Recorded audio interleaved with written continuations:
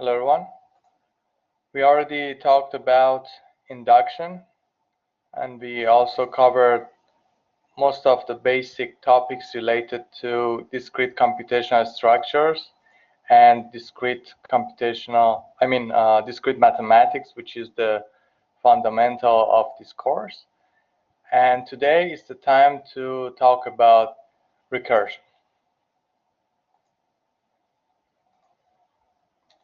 So why is recursion? In nature, when we want to explain the phenomenon of related to any entities, or we need mathematical reasoning or logic for that. Otherwise, we will go through the topics which are not related to science. So one of them is recursion. And what do we mean by that? It means that first we accept that something exists, and based on that we can define other entities. Like, for example, when it comes to atoms, we don't know exactly how the first atom was created, but based on that, when we have combination of that, then we will have complex organisms. So, for example, human beings, mice, any organism that you can imagine, the organism inside our body, anything you may imagine, first starts with an atom, and then based on that we can create different types of organism. Or Big Bang theory, for example, the theory is very similar to the one that we are talking about related to recursion. It means that first everything is started from an initial point. Now we have the same situation here, and let me go through the details and you will see what I'm talking about. And we can define sequences, sets, and functions that we already know about them in this course recursively. What do we mean by that? It means that we can have an initial point. Let's call, for example, the first point a0 equal to 1. And based on that, I can define the rest of the sequence. So what's the next sentence of my sequence? What's the next element? N plus 1. And we can start n usually from 0, but not necessarily. It depends on your sequence. And even the initial point could be defined differently from one sequence to another. But what we are doing here, we are creating new elements in our sequences using my initial point. But does it remain the same for the rest of the sequence? No. That's why we use n plus 1. Then here we have n instead of a0. But in order to continue, first I should know what is a1. And a1, what is this one? It means that we assign 0 instead of n. Now we have 0 plus 1. This is a1. These are indices. It's not like we are multiplying a with n plus 1. These are just indices, okay? So in order to find a1, I need to insert 0 in n so that I will calculate a1 by considering 2 times a0. And what is a0? My initial point. That's why initial point is very important. In order to define the whole sequence, I would need that. So based on this logic, I can define infinite number of elements based on the natural numbers that I used here, including 0. So as you can see, in this way, I can define sequences recursively. And I can do the same for sets and functions as well. So let me talk about an example related to functions with the same method. We are trying to define it recursively.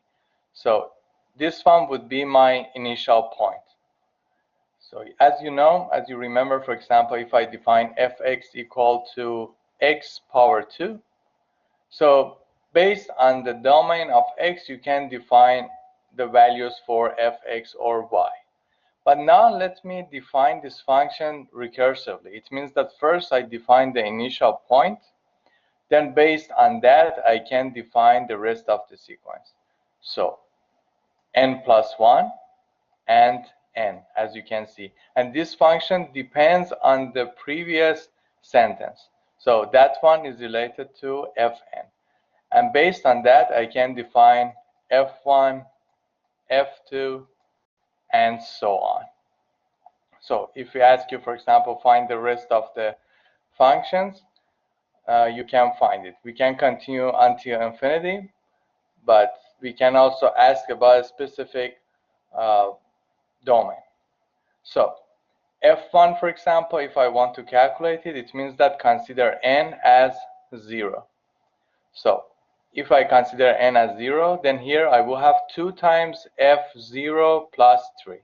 2 times f0 plus 3. And as you can see, it's very easy to calculate the rest. f0 is already our initial point, which is equal to 3, and you can calculate the rest easily.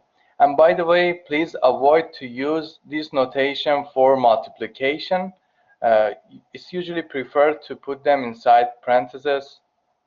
And we understand that this is not 2.3 because sometimes it's confusing. So I suggest you guys to use multiplication by using parentheses like this. It will be easier for us to recognize. What about examples related to sets? For example, consider the subset S of the set of integers recursively defined by this. So this is our initial point. So the only element S already has is 3. But I can continue recursively to add more elements to it. And this is my condition. I say if x belongs to S and y belongs to S, then x plus y also belongs to S. I already have only this number inside my set. So it means that 3 by 3. I can consider x and y both equal to 3. So I can have a new element for this set, 6. You see? And based on this logic, I can continue and add more elements to it. So as you can see, 9, 12, and so on. So by this definition, again, I can use it for sets and define it recursively as well. One specific one we can mention, which is very useful in programming languages, is related to recursive set of strings.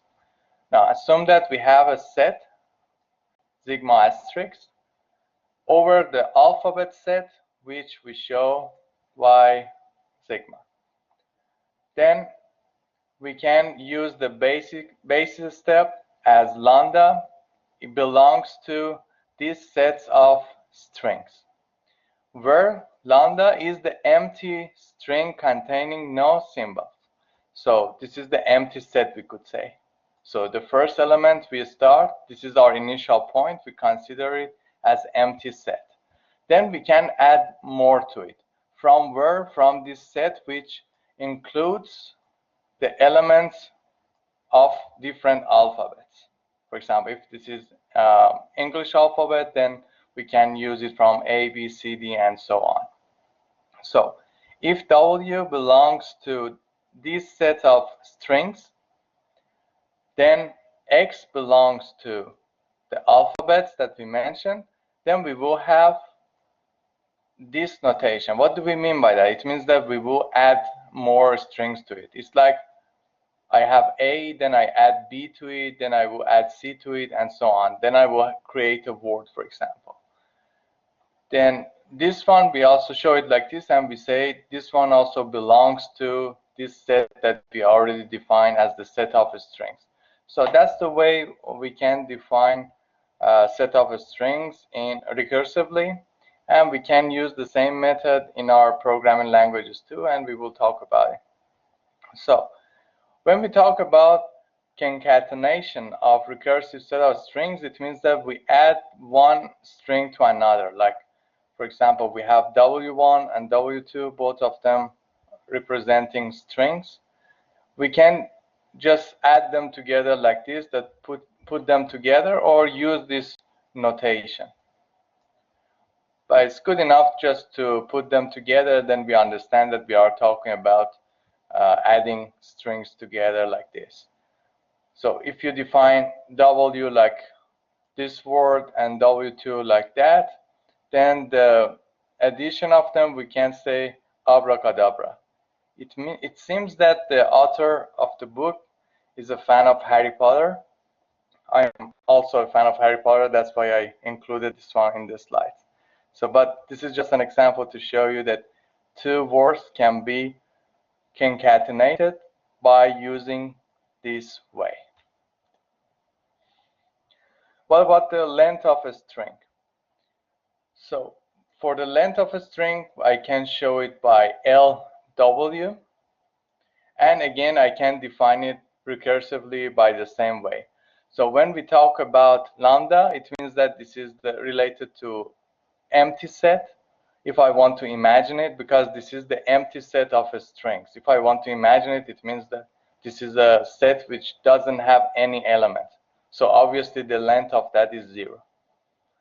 And if I want to add more to it, it means that as soon as you add one more character to your string, then in that scenario, of course, you are adding one character like this to the previous one. So as much as characters that you are adding, it means that you are adding one to it.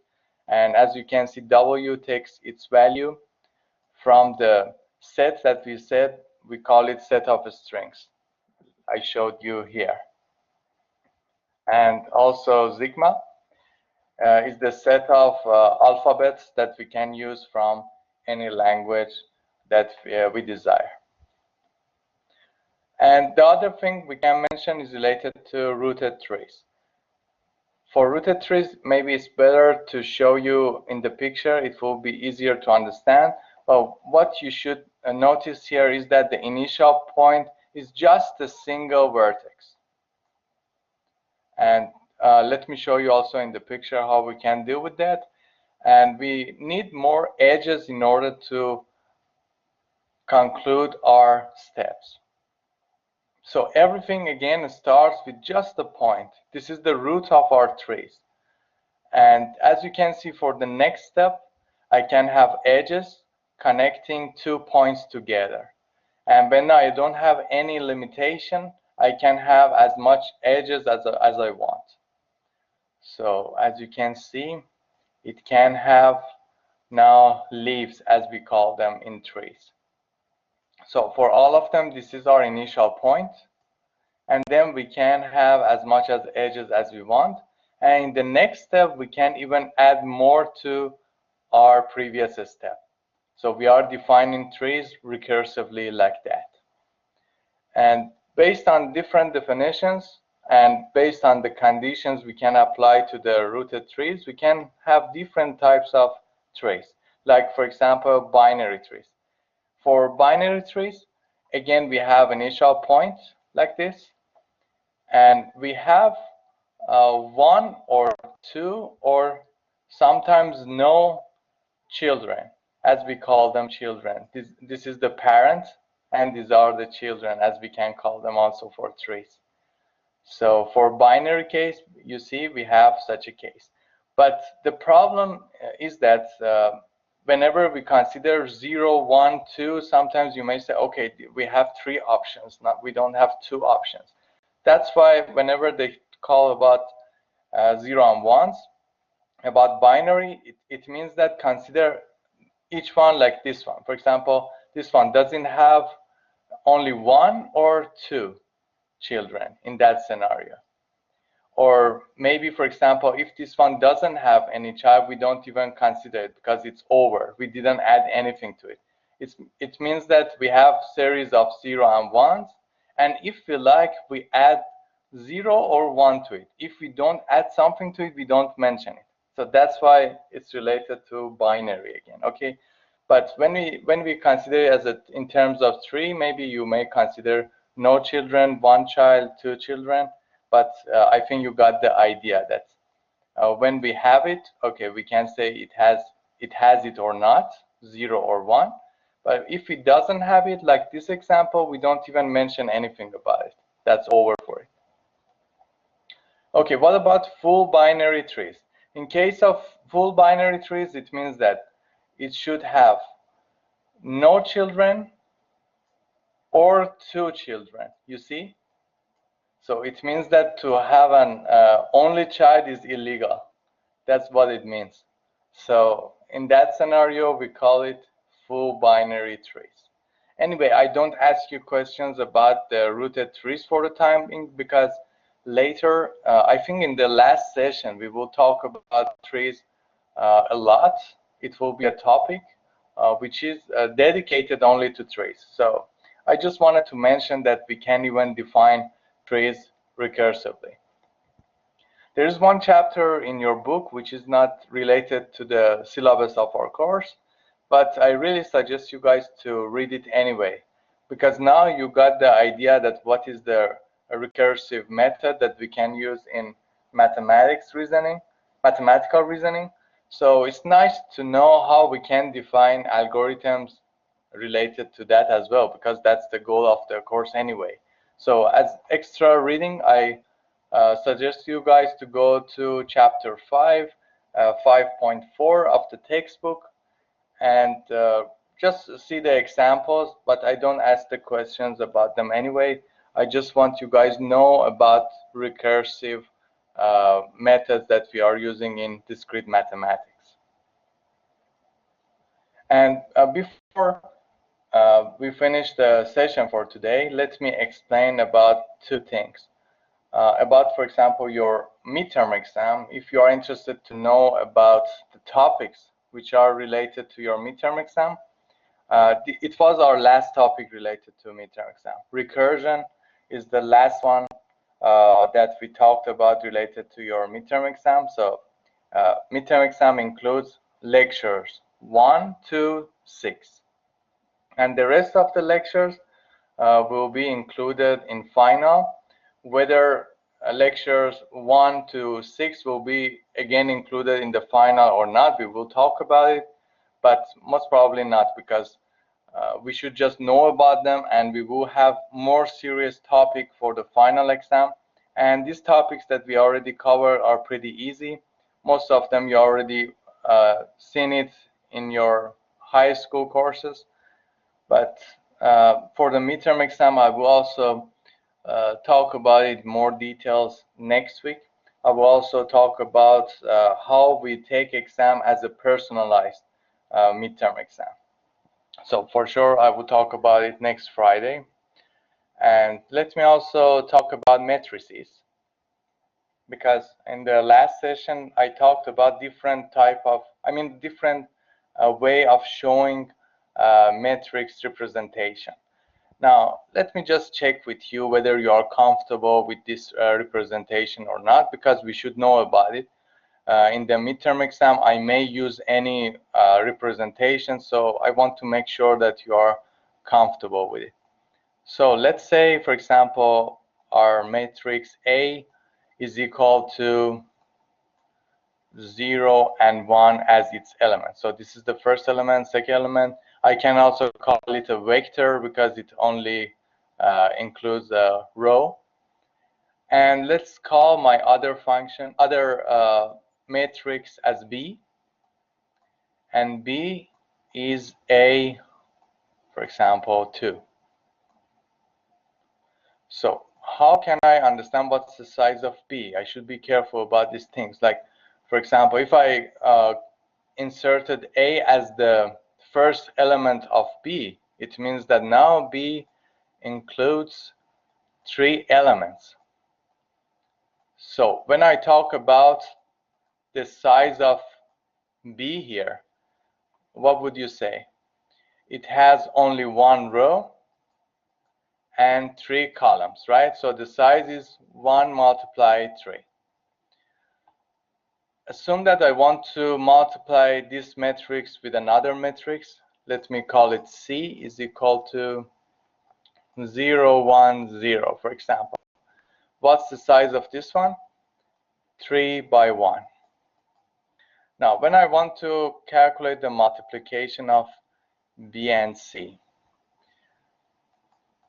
then what should I check? I'm just checking these things. They are very basic. I just want to make sure that you are comfortable with such representations and everything.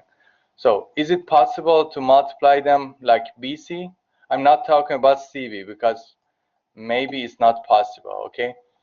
So in that scenario, I check the number of columns for B and number of rows in C. Then 3 is okay. So what's the size of BC from this part, even without calculating it? I should know it. What's the size of that? 1 by 1, okay? So these two numbers are the ones that I'm checking. If they are equal, this multiplication is possible. And to understand the size of BC, I should consider the number of rows in the first matrix and number of columns in the second matrix. Okay, and then I can calculate it easily, and I know that it just includes one number at the end here. Okay guys, now I'm taking questions. If you don't have any questions, I will see you guys next week.